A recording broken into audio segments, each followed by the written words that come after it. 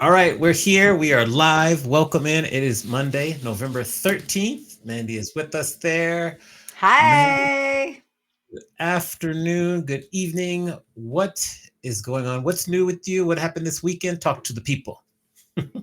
I actually watched a YouTube video on how to make my hair look Hollywood glam because I was going to a fundraiser where that was the theme. And if you know me, I mean, obviously, if you watch the show, I'm not like a Hollywood. I don't know how to do that kind of stuff with my hair. I was never taught. I never went to like hair curling school or anything like this. I've tried my whole life. It's not my jam.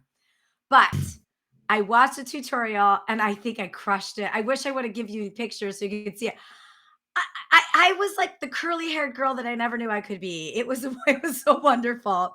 And it was a fundraiser for Corazon del Vita, which is they represent 10 orphanages in Mexico. And we raised a whole bunch of money. I think we raised like $400,000 for the Wow. orphanages. And it was really fun. It was fun and it was small and it was awesome. So that was Saturday night. It was at the US Grant, which, is a historical, really cool hotel in San Diego. So everybody had their Hollywood glam on and Scoot. My husband Scoot, he dressed as like the bodyguard. He went as like presidential style. So he had black and white on. I had a fake mink fur, which I know he'll probably steal from me because he likes to wear those like at poker nights and stuff. So it was fun. I was very proud though of my hair, which I don't think I will ever be able to do again, but it was super fun.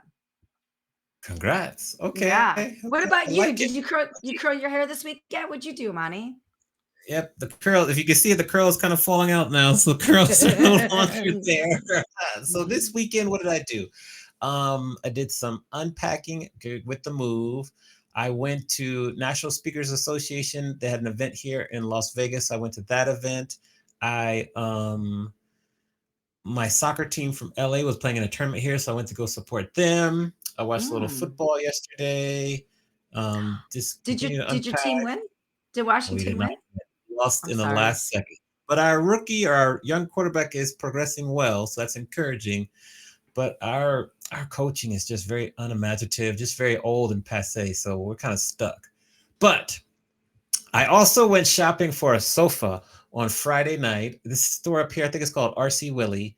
Mhm. And I Oh. went in and you have to go to the clearance and you can get like two, three, four, $5,000 off some items that are on clearance. So I went there and I was looking and I saw a couple options. I was able to get a pretty good deal, so I'm pretty excited about that. That was fun. Ooh. That was good. What What else did I do?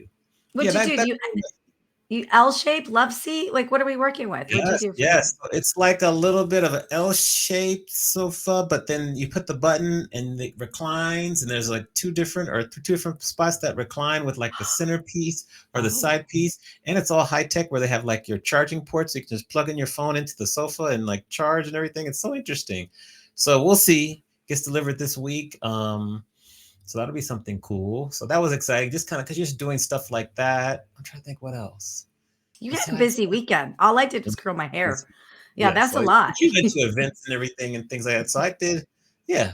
That was the weekend. That sounds like a great weekend, and you're getting settled into Las Vegas. For people that don't know, Amani earlier this year said, "I think I'm gonna make a change, I'm not sure." And then all of a sudden his house in LA was on the market, and then all of a sudden he bought a house in Vegas, and then a week later he moved. It was the quickest thing ever, It's and very I and fast. you're there now for a week. So how you're Mhm. getting settled in, all right? It's a whirlwind. Yes, yes, it is. It's good. It's very good. It's just a whirlwind. So next week when we broadcast, you can talk to me about the commute because I commute back and forth to Fullerton to continue teaching with my students. So yeah, all good, exciting, and just different. Change is good. Change is a little bit difficult, but it's good. Awesome. Well, speaking of change, Yes. our guest is the king of change and he does it so well and such a transformative way. So today we have a multi-book author, Oh a yes. playwright, a Mhm, leading chief HR executive in multiple mhm. industries. So Yep. technology, hospitality, I mean all of the industries. He's a father, he's a partner, he's a dog owner, he's a friend. I think we should bring the author of The Perfect 10 Cookbook, Party Style and Regular Cookbook, Tim Mulligan, to the stage. Yes, yes. So here you are. Round of applause for Tim right there. Thank you. So, Tim, you got to do that again. So, for those of you listening, the cover of the book of the Perfect 10 Cookbook has Tim with his two hands. So when he just joined the stage, he did his two high fives the way they have it on the screen. It's so great. So awesome. Hi. Mandy, I think you should start us off just because you like to take it back. So we'll let you start off. I have a list of questions for you, Tim. Don't be scared. And I'm ready. let's go. Well, Tim, welcome. Where are you? Can you tell us about where you're at right now and why you are where you're at? I'm currently in the world's smallest hotel room, and this is not a knock because I actually love this hotel. I'm in Manhattan. I'm here for work. My company, Ben Labs, has an office here in New York, so I had meetings today. But I'm also doing a little reconnaissance for a little project I have coming up, which we'll probably talk about, which is a play. So I'm here in New York doing, as I often do, multitasking in a day job and about 4 different side projects, all in one beautiful weekend, long weekend in New York. So I'm here in Manhattan. I love it. You're doing all the things. You're doing all the things. Well, let's go way back. I want to go to the way back machine to you being an HR for human resources director, human resources manager. Your first job, not your first job, but I think I remember you being a barista in college. Can you talk about your barista career and then yeah, way back, but your barista career and like how that merged into your HR stuff? Yeah, well, hi, Amani, hi, and Mandy. Thanks for having me. This is super fun. Yeah. Gosh, we're going way back before Way HR. back. So I mean, my roots are all in hospitality. So like you, Mandy. So I was the head cashier of a pizza restaurant all through high school. Super fun. I graduated. I went to school for hospitality at a little school called Washington State University. Pullman, Washington. Pullman, Washington. My daughter's there now, and she's a sophomore. Nice. And I just really leaned into all things hospitality. I was a banquet captain all through college. I had those amazing internships that you hear about. One was at a Jewish country club up in upstate New York. I'm managing a restaurant. One was up in the mountains in Lake Arrowhead at a resort. I mean, I really tried to, work the gamut of hospitality. And then I actually went into operations in hotels. I got really lucky I was a young 22-year-old. And I got placed at the Westin St. Francis, this amazing hotel up in San Francisco where I was a management trainee. And I was, in the couple of years I was there, I was managing everything from all the dishwashers in the hotel to a French restaurant called Victor's up on the 32nd floor to a disco. When they had discos, it was called Oz. It was super fun. A lot of bad things I think happened at Oz. A cocktail bar, an afternoon tea place. I mean, a sports bar. It was really great. But then I decided I wanted to go into HR. So, and that's because, that hotel was a very busy union hotel. And somehow at a very young age, the HR team, I was a management trainee, so they knew me, kind of took me under their wing. And I was that go-to person who somehow could get the trust of the employees and have some clout with the union. And I'd be that go-to person who could handle employee relations. So it was so exciting to me at, my early 20s that it prompted me to want to make a career in HR. And so instead of just working my way up the HR ladder, which is a great way to do it, which most people do, I decided to go become a lawyer and then take that approach and go into HR with a JD. And I figured that would kind of elevate my career and give me a little, a step up in terms of knowledge. So to answer your question, in law school, I became a barista at Gonzaga University on campus. So I did that all through law school. In fact, I couldn't even get away from hospitality. I became a lawyer, and at night I waited tables at a restaurant in Seattle because I love restaurants and hospitality so much that it's hard to to shake that when it's part of your kind of DNA. So I've done it all, I think, in that world. Now, You know what? Oh, yeah, you go, Money. You go. I want to follow up because what was the inspiration behind going to law school? Like, what inspired you to go to law school? Well, I was, I'm a strategist. I pride myself on planning and strategy, and I actually give myself a pat on the back at a young age to acknowledge that. And this is no slam on MBAs or any other degrees, but I knew that as a young 20 something who wanted to get into HR and just kind of waiting for that opportunity to get my foot in the door, I thought that with a JD it would give me one up, and I wanted to go back to school, and I figured an MBA would be great. But I think in that business, I would have had to kind of go back into the hotels and work my way up. So I thought a JD would be great education because I like to learn. And I thought, now I know a lot of lawyers, friends of mine who've transitioned into HR. I did it differently. I went to law school to go into HR and went right into it. So it was a strategic plan, Amani, to help me with my HR career. Got it. Okay. Mandy, back to you. I'm sorry. Well, you said something though that brought something up for me, because right now in the hospitality industry, obviously we're all dealing with unions. Unions have always been there. We know that, but now more than ever. So when was your first labor negotiation that you dealt with, and what was the outcome? I mean, how long ago was that? And like, what were some successes on that? I mean, I like employee relations. I like to be that person that the employees can come to you, and I like the person the manager can talk to, and management, and kind of be in the middle to find a win-win. I try to find win-wins for any problem thrown my way. But it was at the St. Francis. I was not doing labor negotiations, but I was being pulled into a lot of employee relations issues. I think it was when I then after law school, I became a lawyer for a couple of years just to get a little experience, and then I did what I wanted to do, what I sought out to do, which was go back to hotels, but in human resources. So when I was in Seattle, I was with Westin, then Starwood, which is now Marriott. But for a couple of years in Seattle, I kind of became the union guy, or the employee relations guy. So or person.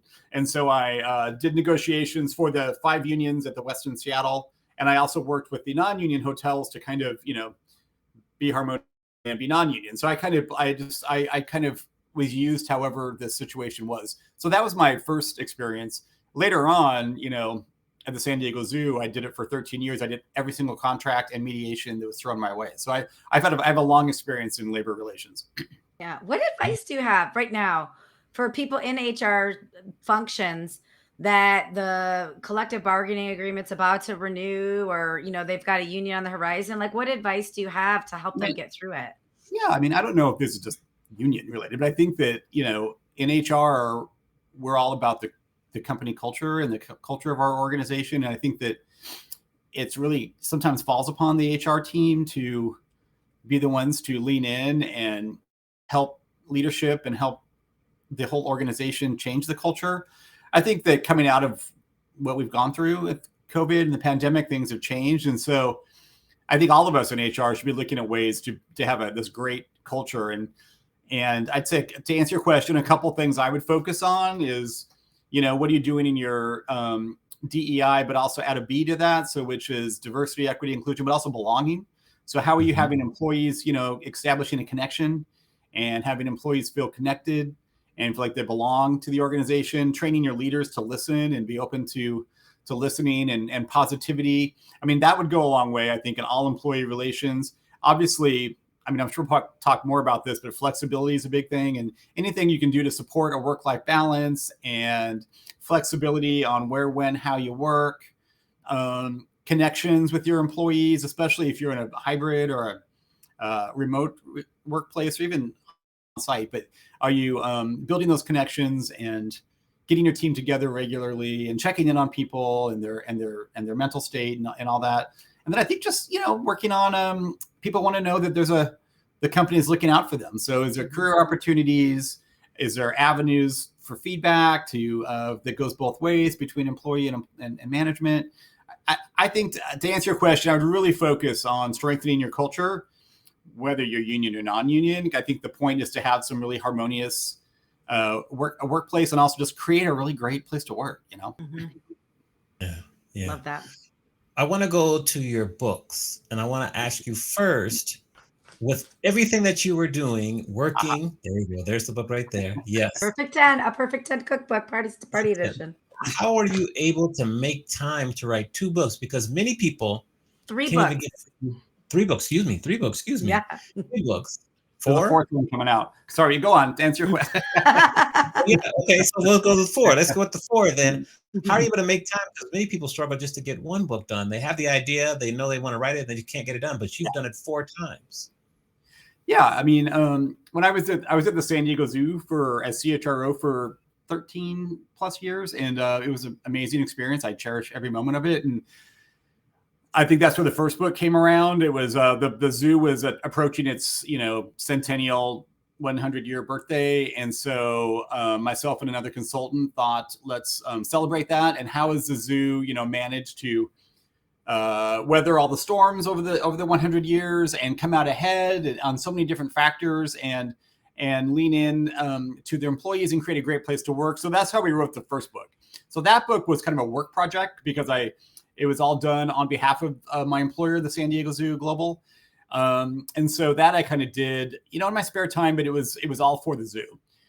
Tell us, that book is Roar. Tell us about what it's called Roar, How to Build a Resilient Organization the world famous San Diego Zoo way. So we created a model in that book of resiliency that I still use it, now, which is several years later. And we looked at what the zoo had done so well, in the past. At the time, it was, I guess, 97 years.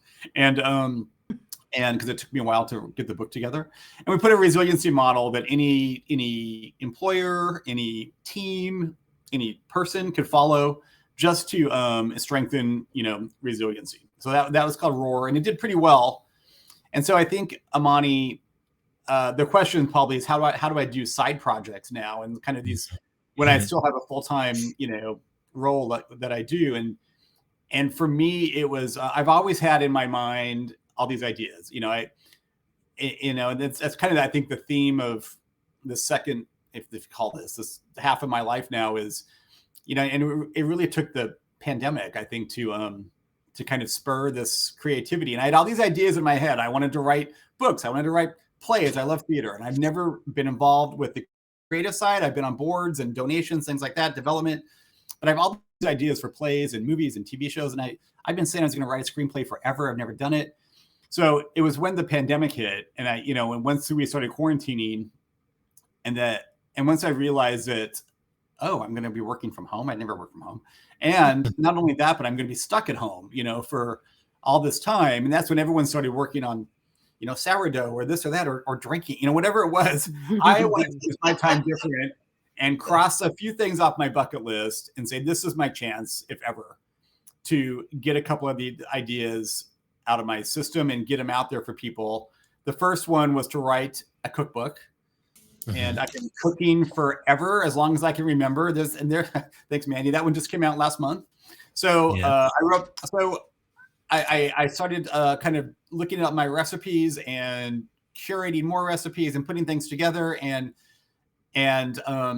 actually, before the cookbook, then I started with a play. I should go backwards. So in 2020, when we started really, realizing the quarantine was going to not be a quick thing, then I thought, this is my chance to write a play for the first time in my life. And so I spent all of 2020 and a little bit of 2021 just getting this idea out that I had in my head forever about writing a scary play, because I love plays.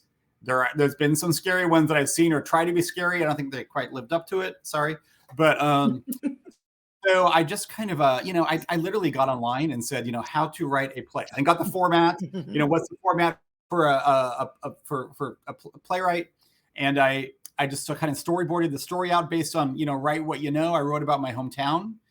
I wrote about my family, Sean and I, my partner and our daughter. And I threw us into this hometown that I'm from, which, has its quirks, let's say. And so I wrote a very scary play about my hometown. So that was the first thing I did. I got that done. I pitched it. It's kind of exploded from there. But then once that got done, I then jumped into project number 2, which was kind of the second year of the pandemic, and started working on the cookbook. So that's when I went back to my publisher from the Roar days, said, hey, I'd like to do a cookbook. I know you want me to do another business book, another leadership book. I want to do something more creative right now. And I think the timing is right. He's like, yeah, my publishing company needs a cookbook, So all the stars kind of aligned, and I just started working on this cookbook. I cooked for a year. I played with all the recipes. I gained 1 million pounds, and I just had a lot of fun at home quarantining, cooking.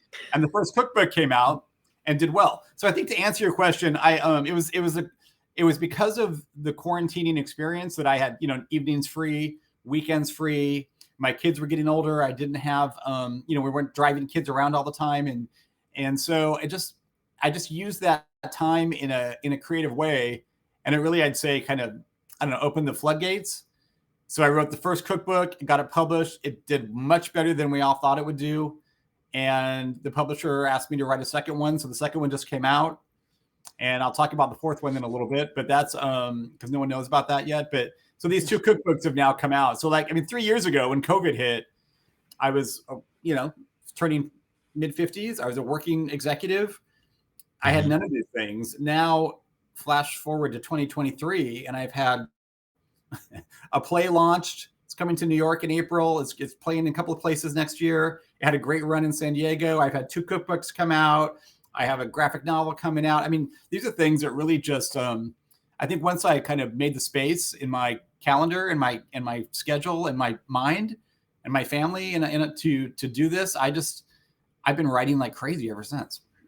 Yeah. What's your writing process? Is it like same time of day, in the morning? Do you go on retreats? Like, how do you handle the writing process?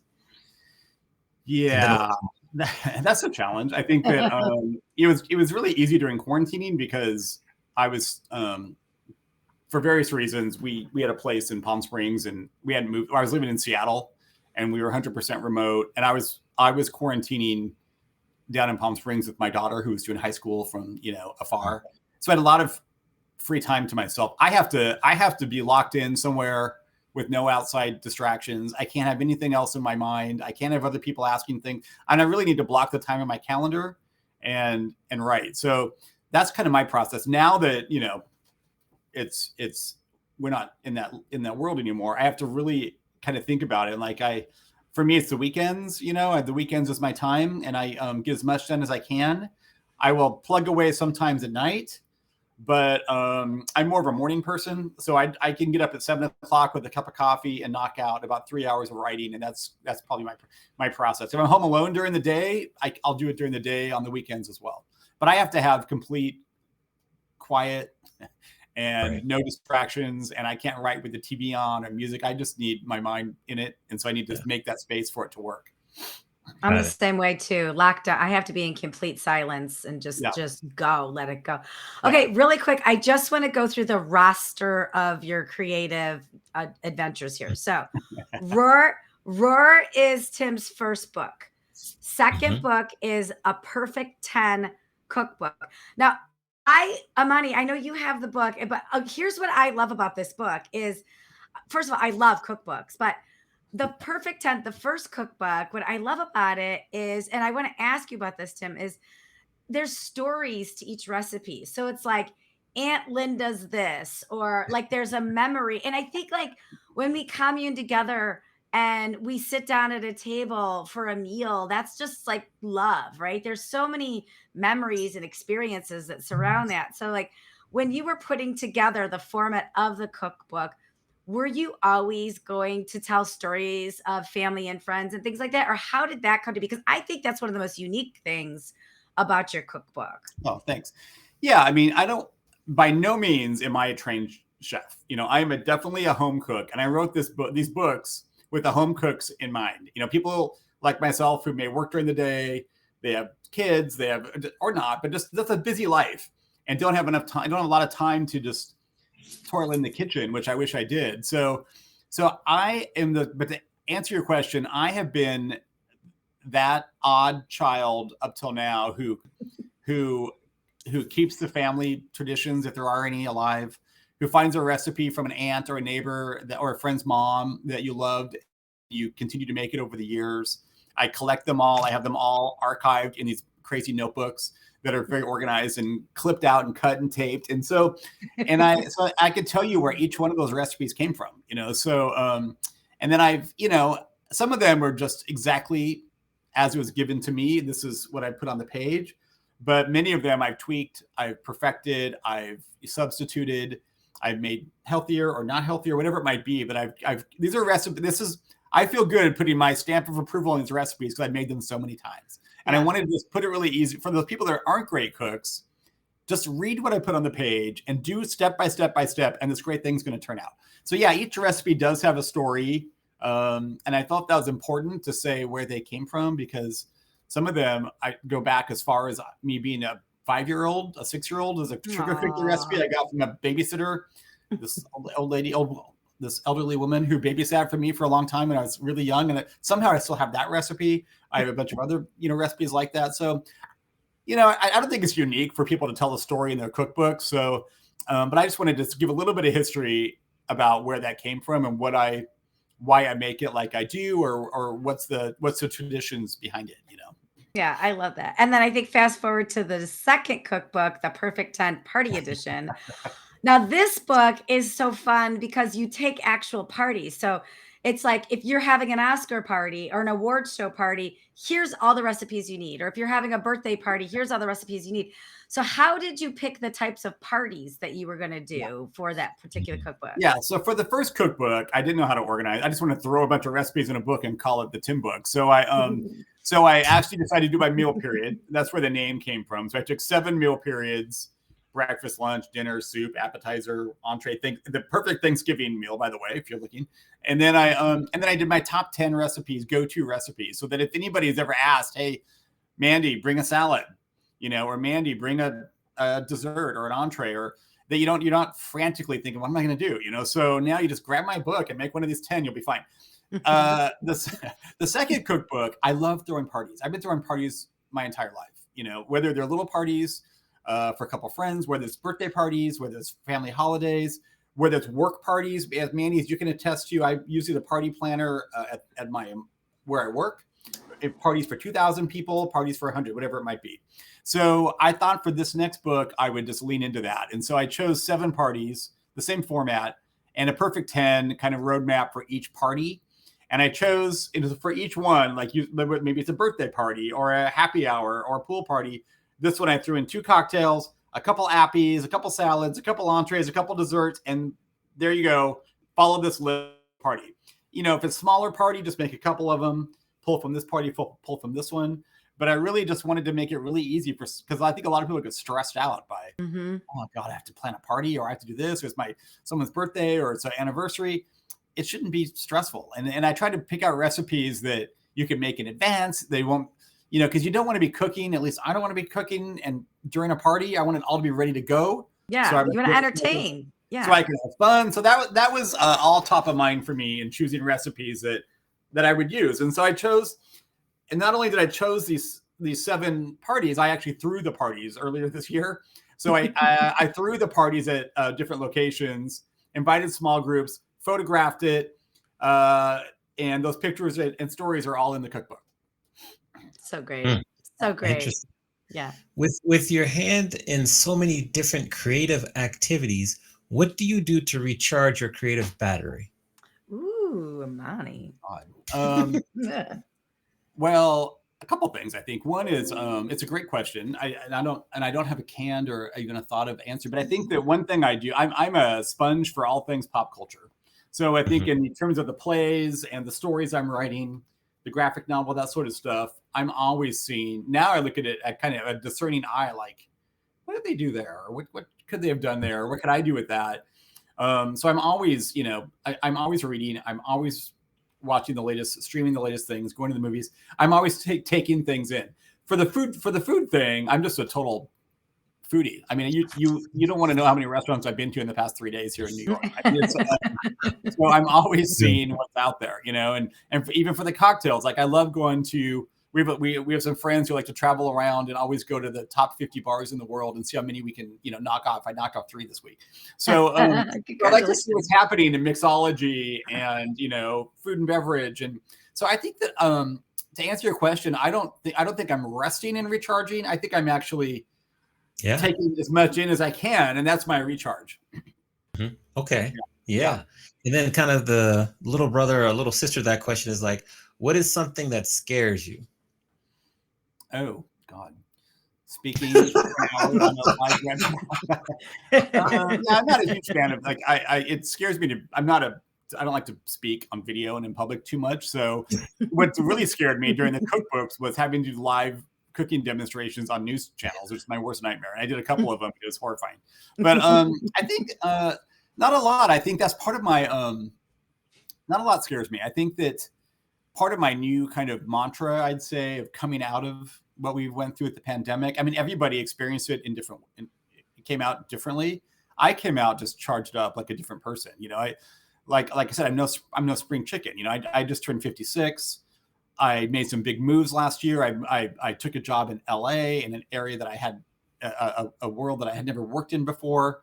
And so for me, right, I came out of the pandemic just wanting to say yes to things that I would have said no to in the past, and being open to taking risks. And if there were things I was afraid of, just going with it and rolling with it, and you know, kind of stepping out of my comfort zone as much as I can, and not being afraid to say that I've been in HR 25 years, but why don't I just pretend like I'm starting over right now, fresh. I'm taking all I've learned and what I've learned the last couple of years, and I'm a new person, and I'm applying it in a new way with a new energy. So I think that there were things I was afraid of perhaps in the past, but I'm trying to live a life now that's open to everything. I like it. I like it. Since you mentioned risks, we have to ask, and maybe you could say the last 5 years, what's the biggest risk you've taken, and how did it work out for you? Yeah, God, there's been several. I think, you know, I'd go back a little bit longer. I think that, Okay. you know, I'm lucky to say that I had a dream job forever. You know, working at the San Diego Zoo was like an HR leader's dream come true. It was amazing. I loved everybody there. I'm friends with everybody I worked with to this day, I think. And it's one of those companies, I think, that especially because of all the stuff we put in place, that people don't leave. I think, especially leaders or managers, you just kind of work there till you retire, which is a great testament. So I'd say when I got a phone call to give it up, take my kids out of high school and junior high, leave the city that I love, which was San Diego, which I thought I'd never leave. I moved back to a town that I am from, Washington State, that I never thought I'd go back to, in an industry working in tech that I never thought I would go to. I think it was a big risk, but it took a big leap of faith.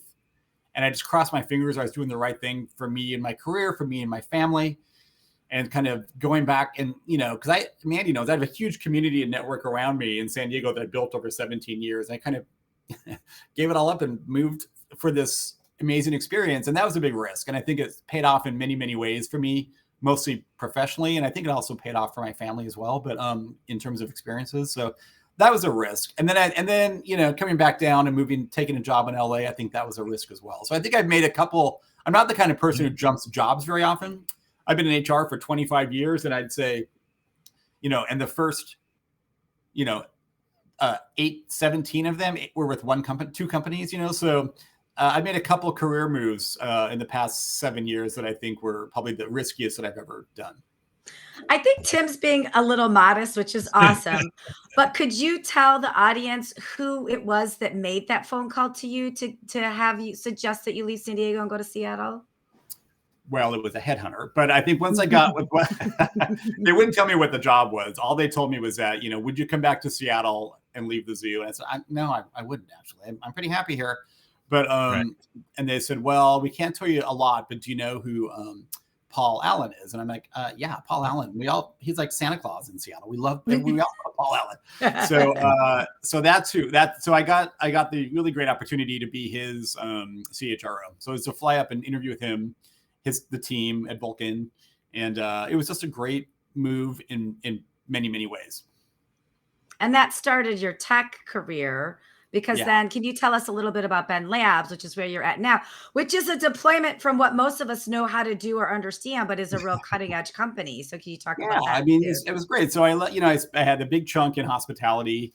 I had the 13 years at a nonprofit, doing all those great experiences I had at San Diego Zoo Global. And And then Vulcan, working for Paul Allen, Vulcan really was just, the vision, the mission of Vulcan was to, or Paul Allen was to solve the world's toughest problems using technology and data. And so it was, we weren't a for-profit, we were kind of a nonprofit, but we operated museums, and I opened up a cool hotel in LA, and we had the Seattle Seahawks and the Portland Trailblazers and all this tech work, tons of tech for good. So it wasn't, we weren't monetizing it. We were doing great things in the world with technology. So I think the last year I spent focused on one area of the Paul Allen umbrella, which was the Allen Institute for Artificial Intelligence. A lot of great, AI breakthroughs. And that I think is what got me on the radar for the call from the recruiter for the Ben job. Ben Labs is owned by, is unique because I worked for Mr. Allen, who is a co-founder of Microsoft. Obviously, his other co-founder is Bill Gates. He owns Ben Labs. Mm-hmm. So the opportunity was really cool to work a different side of the AI spectrum, which is in the entertainment industry and advertising. And I'd never worked in those really. I mean, on the periphery, I'd say with Vulcan, we made documentaries and stuff. But so Ben Labs, based out of LA, uses some really state-of-the-art AI tools to mine data for products and companies, and also look at who's watching what, who's buying what are people's preferences, and also doing things like product placement and how do you match using our AI tool to match a brand with a product with the right streaming platform or movie or music video, or lead into influencer marketing and work with creators and influencers and matching them with the right product. So that's, I think it's just another weird part of my career that's taking on and learning things that I'm not familiar with, but I'm trying to master the best that I can, Yeah. What were maybe three of the most valuable lessons you learned while working with Paul Allen? Yeah, unfortunately, we didn't have a lot. I mean, a time together, I should say, because I think about 2 years into me being the CHRO, he passed away. But he was, I always loved working with him. I think that him and his sister, and also just the CEO at Vulcan, Bill Helf, is amazing. He's still there. It's a different company now. But I think that he just, I appreciated lots about him. I think that he didn't take no for an answer, which I like that. I think there's a solution to everything. I mean, he takes it a lot more extreme than I did, but that's kind of how I go about in my life, that I think there's a good best path for everything. He was not afraid to take risks, I think, and that's important to me as well. So that's a big lesson. And just to do good things, in the world, and for him, in philanthropy, to take, your opportunities you have and do good things with them, and I think that all really resonated with me. I see. Yeah. Now, well, Mandy, we're at the point of the show where it's time for Tim to ask us each a question. So Tim, you can ask Mandy a question, and you can ask me a question, and then we have to answer. And there's pretty much no holds barred. So who would you like to ask a question to first? Mandy. Yes. Well, I've been talking about, and this isn't real planned, but I'm just thinking, I'm thinking about how the 2020 to 22 have, the pandemic years really changed my outlook and recharged me in so many different levels. What's different about you and your career and life choices coming out of this strange time in this pandemic for you? I love this question. It's funny that you asked, because as you were saying how you got recharged out of 2020, I was recharged out of 2020, like where people were drinking in their driveways or putting their head in the sand, waiting for it to end. I just kept feeling like I'm going to be a student of the crisis. I'm going to learn everything there is to know about this. I'm going to form really deep relationships. I'm going to get creative. And the only thing that I can control is my mind and my reaction to all this stuff. I can't control all this awful stuff that's happening around us.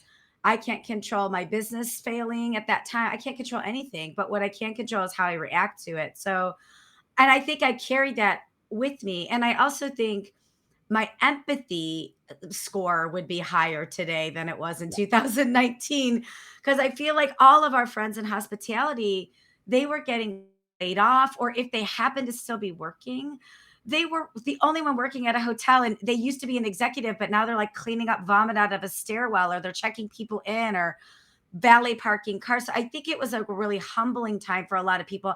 And I was so grateful to not be at on a hotel, but I was working with those people, doing contracts and stuff. And I was like, gosh, like that would suck to be that. And it would be, I'm glad I'm not doing that, but how does that feel? And so I think like my empathy muscle was really developed, stretched, strengthened during that time. And I think coming out of it, I'm still there. Like I'm still trying to think about, wow, like how does that feel to be this person right now? Especially experiences that I don't have. Like my husband and I are free, right? And so a lot of our friends went through a kid crisis during that time, whether they were homeschooling or just home together. And even though I can't understand what that feels like because I'm not a parent, I was put into a space where I was like, well, what does that feel like? If I was a parent, what could that feel like? How do I have anything in my life that I can compare that to? So I think coming out of it, I'm definitely recharged, obviously, with all the stuff that I've got going on. But I think as a human being, I became way more empathetic. And I just think my mindset is way more grounded, way more strong than it's ever been before because of COVID, I think. Yeah. Cool. Yeah. Okay, totally different. Well, we'll go away from leadership for Imani. I'll start with a shameless plug, which I'll turn into a question. So when I set out to write Witchland, which is my play that the first play, and I've written 3 or 4 since then that I'm now trying to launch and get going. My goal with that was to get people who make people have fun in the theater, and I have a lot of people in my world who don't like plays. To be honest, they just don't go to plays. I have to drag them to plays. And so I tried to write a play kind of for them, a play that any person would like to go to. So my question for you is, so as I'm writing a new plays, like what kind of live theatrical play experience would get you super pumped? And how can I get Imani excited to go to a theater? Ooh. For me, it would have to be like, I think that I watch like movies and stuff that kind of take place in like high school or college to talk about kind of younger life with some like lessons added in. And like, that would be cool with like all centered around a love story. I'm a hopeful romantic. Oh, Imani.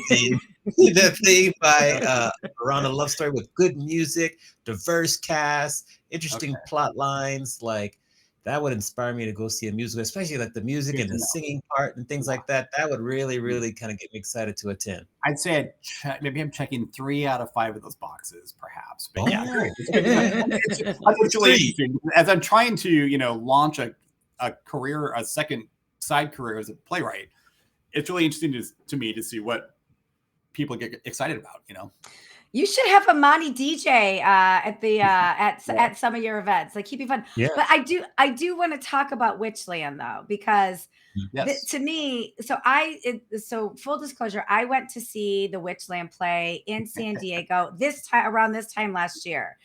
And I love to go to the theater, and I've been to tons and tons and tons of plays.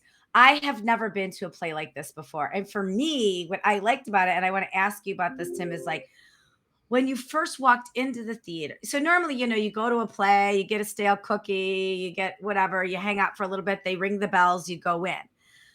It starts when you when you file in and you sit in your seat. Witchland started outside the theater. Like there were people dressed up. It felt like a haunted house. There were people dressed up. You got inside. There were things happening in the lobby area. It was extremely immersive. And then you went into the play, and it was a great play, like a very well written play. But then there's all this immersive experience. So Tim, I want to ask you, like, when you were writing the play, how did you decide to make it immersive? And did that evolve from the street to the foyer to the play, or how did that go down? It's a perfect question. I think that, I had the story in my mind is, I'm from a town in Eastern Washington called Richland, Washington. Born and raised there. I love Richland, Washington. My friends and family a lot of them are still there. There's no secret that it's a somewhat clouded with mystery, and that's where the Hanford nuclear reactor is. And there's a big cleanup of all these millions of gallons of toxic waste, and people have been sick, and there's lawsuits. Just Google Richland, Washington, Hanford lawsuits or Hanford cleanup, whatever. So I thought it'd be really fun to write a story about that. I also wanted to write a really scary play. I went to a play in Seattle. This is what inspired me. A few years ago with my brother, and it's a play that had run in London for decades. It's not that hard to figure out if you know theater, what it was. And it played in Seattle, and people in the audience was sold out, were just giddy. All these, Seattle, a lot of grown-ups were just excited to be scared in the theater. And I was looking around thinking, oh my God, this place is packed. And then the play came on, and I liked the play, but any little thing that happened, everyone in the audience would scream. And so I was like, this is what scares them, so let me really scare them. So you start writing a play that you want to scare people, and you have to think about, okay, there's jump scares, things jump out and you scream, that's a jump scare, and that's the easiest way to do it. But I think in a live theater, I started thinking, how do you use the space more? Because let's have some jump scares, of course, but can I also have people grabbing my feet and like walking behind me and scaring me, and like you're just on edge the whole time? And so I wrote a play about a family that kind of gets stuck in some controversy around the nuclear waste and possibly a witch. And so I just thought about, to answer your question, Mandy, how do you use the space? You got to find a theater company. And for me, it was this company, Backyard Renaissance, was the first one who did it for a big long run in San Diego. But how do you use the space so when people were on edge from the second they walked in that theater? And so they had to sign waivers outside that scared them, like they're going into a nuclear reactor in this little theater in San Diego. They really thought they were. And then you get in the lobby and you have actors walking around in hazmat suits with Geiger, counters, and people were just terrified. So you got them, and then you get them in there, and then you got to think about, where can I have witches or scary things happening down the aisle? Where can I plant some people in the audience to scare people that things happen? Where can, on the stage itself, we can have people coming in and out of different places? So I think that was the challenge and the fun, I think, of creating, immersive experiences are really popular right now in theater. A lot of them you walk around and stuff, but how do you do that? And just, how can you go and sit in a seat and go to play, like you said, and just be on edge the whole time? And that's where you have to get really creative. So Witchland, I think, that was my goal.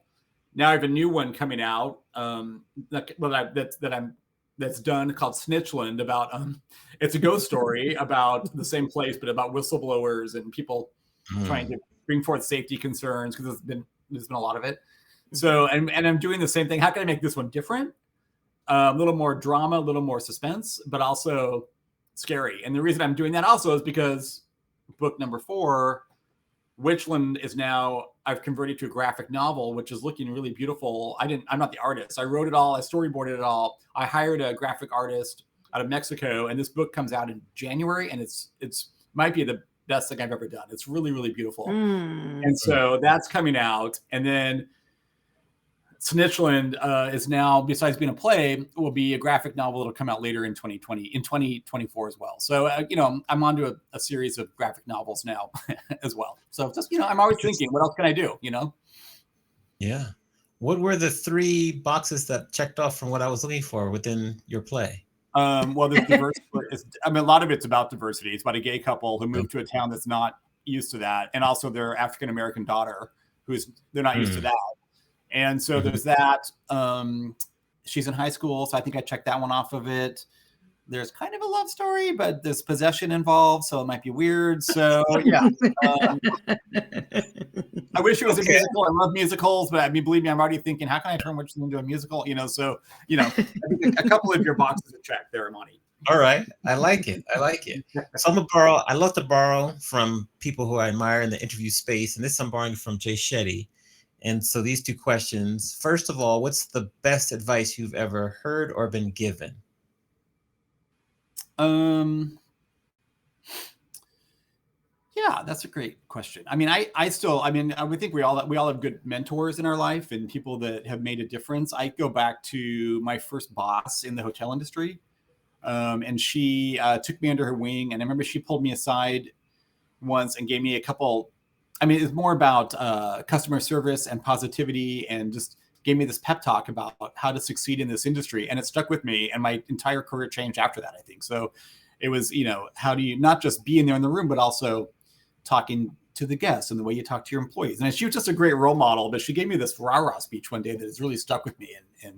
And so now in my life, I try to really never let anything get me down. I try to not have negativity in my life or stress in my life. And I'm trying to lead more of an energized, grateful and uber positive existence. And a lot of it, I think I take back to her.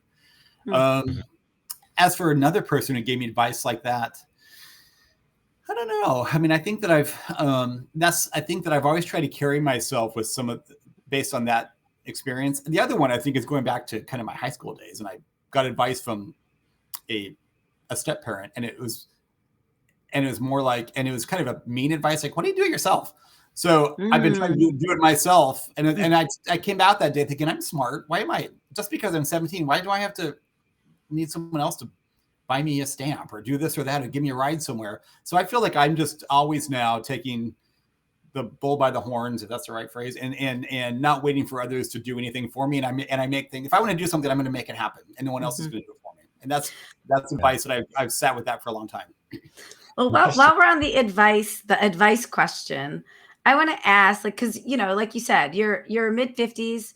And a lot of times this is when people are like, I'm thinking about retirement, or I'm exhausted, I want to slow down, or they might feel stuck and they don't know what's next. So what advice do you have for people looking at that second half of their life, thinking about, how do I be like Tim 2.0? How do I just say I'm just getting started? Like, what advice do you have for that second part for people out there I that think don't know what to do? That's a good question. I think that I would say that what I am learning is that you're never too old or, far into your career. Like I said, I've been in HR for 25 years now. I'm now 56, and I'm just now starting these things like from day one. And so, I don't think you're ever too old or too far in your career, like I said, to reinvent yourself and do things you've always wanted to do but have never done. So I think there's that. I think coming out of tough times, obviously the pandemic was a tough time, but I think that we all have tough times just, mentally or in a relationship or in life or at work. And if you can find a way to come out of the tough times, supercharged, in what you want to do, with your career, with your life, with projects and innovation, then I think that helps. And I think that, you can be an old dog and be taught lots of new tricks. And that's what I'm opening myself up to. I mean, look, besides the books and everything else I'm doing, I'm trying to experience things I never thought I would do at this age. Like this year I went to Coachella for the first time. I just went to the Austin City Olympics. I've never been to Austin before. Yes. I went on a Viking River cruise this summer is on my list. So I think I'm not saying you can do all the things you wanted to do in your life all at once, but start just having a positivity in your life and saying yes to things that you have shut down the door on that thought it's never going to happen. Yeah. And the last thing I would say, and I think my family would attest to this, is that I'm not a good person to sit around and talk about old stories, because I'm always thinking about the future, So I think for me, it's always like, these stories are great, but how can I be creating new memories? We can't always rely on the stuff we did in the past. Let's be creating new stuff that we can talk about 5 years from now, So, and I always keep that in mind. Love that. Yeah. Flip side of the advice question, what's the worst advice you've ever heard or been given? Oh my God. Oh God. I don't know if there's a specific. I think anything that, goes to you can't do this or you shouldn't do this or, focus on this or don't do that. I think that never sits well with me because negativity isn't a part of my life. And so when there's people around me that are negative, whether it be a boss or peers of mine or employees or just people that I know or friends, it just doesn't land well with me. So I think, I don't know if there's been advice that was bad.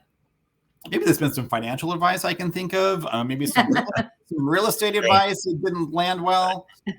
But for life advice, it goes back to my step parent thing earlier, is that I've learned to shut a lot of advice out and do what I think is best for me and my situation and my family and plow forward and not worry about too much about advice from others.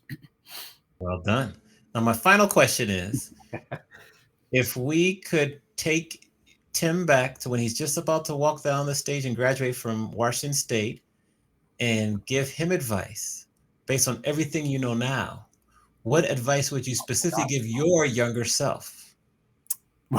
Well, there isn't. I mean, I wish that I had leaned into the creative side a long time ago, believe me. I mean, so I think that, I would tell someone, that if they have things they want to do, there's your day career, and then there's things you do with your life creatively. And I'd say to lean into your creative side, if you have some creative aspirations, don't wait until you're 56 to do something, for God's sake.